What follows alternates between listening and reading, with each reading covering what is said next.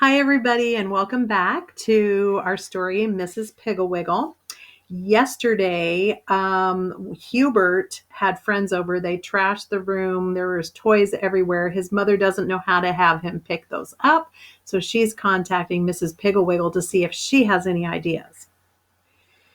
So she called Mrs. Piggle Wiggle and said, "Mrs. Piggle Wiggle, I hate to bother you, but you seem to always know what to do about children, and I'll confess that I don't know what to do to make Hubert put his toys away."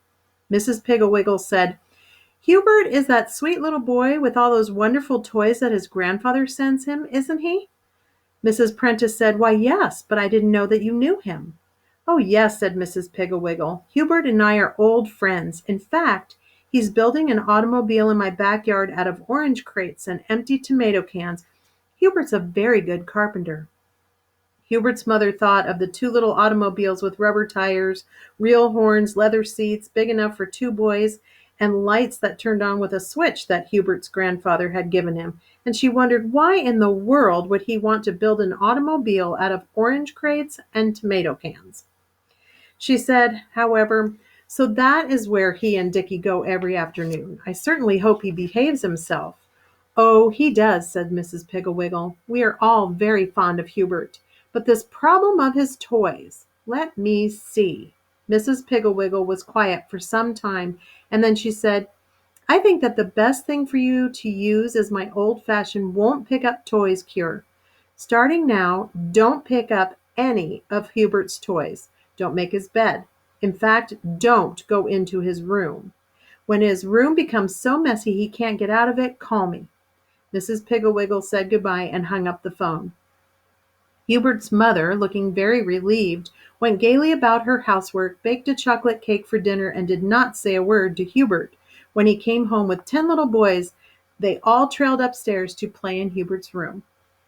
The next morning, when Hubert came downstairs for breakfast, his mother noticed that he had a little pan of watercolor paint stuck in his hair, and his shirt had purple ink from the printing set on his shoulder.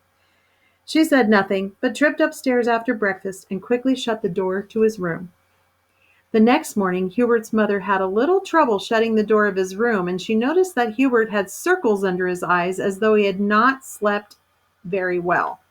And the next morning, Hubert was very late coming downstairs, and before he opened his door, his mother heard a great clatter and scraping as though he were moving furniture.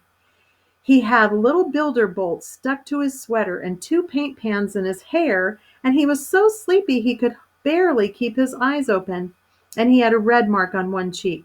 His mother looked at it closely and saw that it was the shape and size of one of his stone blocks.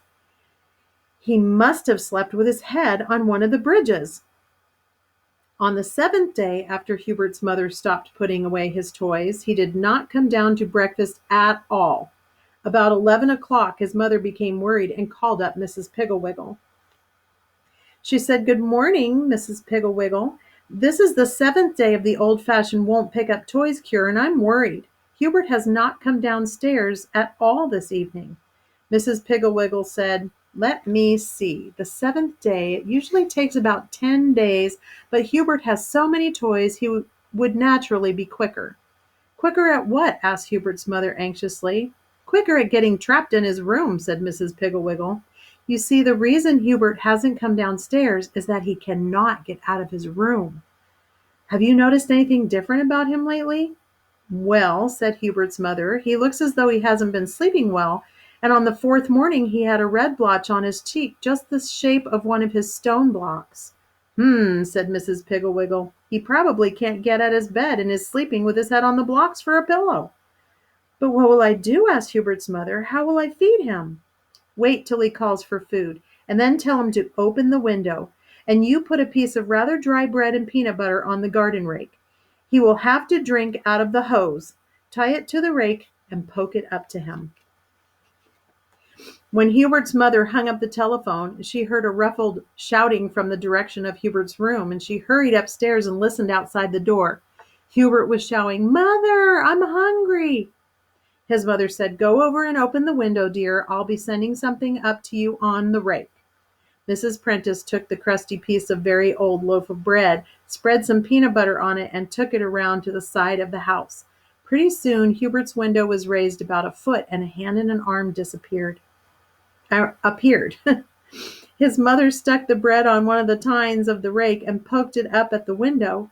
The hand groped around for a while and then found the bread and jerked it off. The window banged shut. So, how long do you think Hubert is going to be stuck in his room with all of his toys everywhere? Keep listening, and we will find out tomorrow. Have a great day.